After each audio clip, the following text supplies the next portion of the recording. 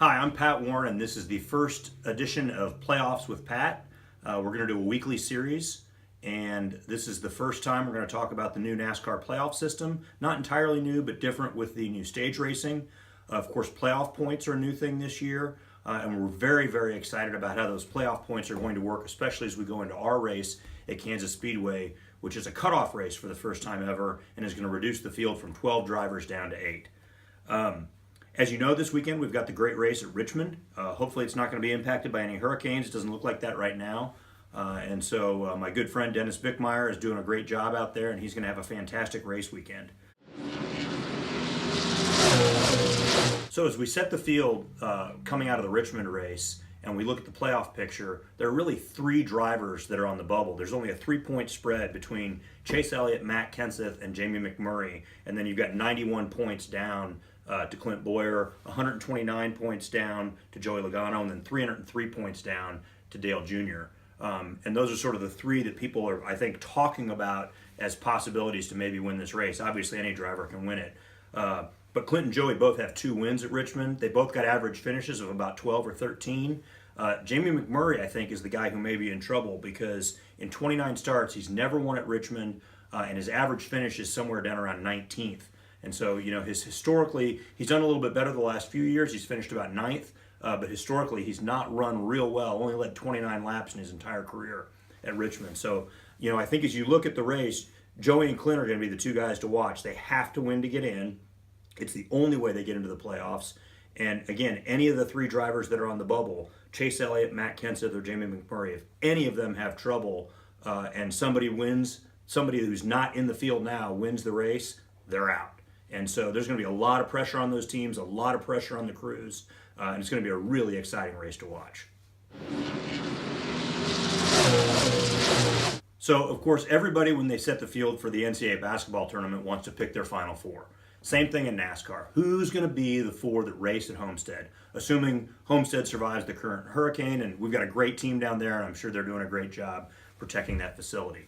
My picks for the Final Four, I think Martin Truex, if he's not a lock, he's close to a lock. And not just because of the playoff points that he's going to carry into Chicago, but because of the consistency he's had all year. He's doing a phenomenal job. He's really shown great consistency, and the playoff points give him a cushion so that if he has a bad race somewhere in the playoffs, he's going to be able to continue and advance to that next round. I think he's nearly a lock, or as close as you can get to Homestead. He's a great example of why the system, the playoff system, and the playoff points were set up the way they are. And we're going to talk about that more next week. The second driver that I've got in my Final Four is Kyle Busch. I think Kyle's been improving lately. I think he's doing a great job, and he's as everyone knows, an intensely competitive driver. My third choice, Brad Keselowski.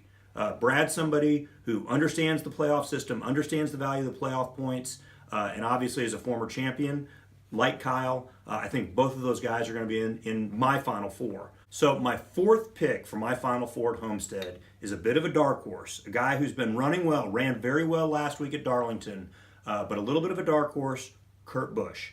I think Kurt is really going to come on. He's trying to get a ride for next year. He's trying to figure out what his future is in the sport. He's very, very driven, intensely competitive like his brother. Anybody that ever listens to him on the radio knows that he wants to win more than eat. And I think Kurt Busch is somebody who's going to really come on in the playoffs, and I think you're going to see him have success. The guy I left out that everybody wonders about, Jimmy Johnson.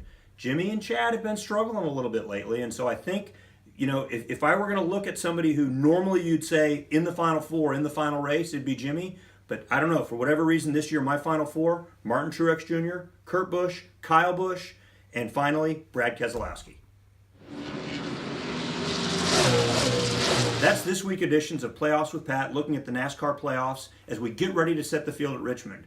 Next week, we're going to look at the playoff field going into Chicago after the field's been set, the 16 drivers, and we're going to do sort of a deep dive into the playoff point system. What has stage racing done? How is it creating and really setting the field and changing the way that the playoffs work as we transition from what used to be the chase into the playoffs?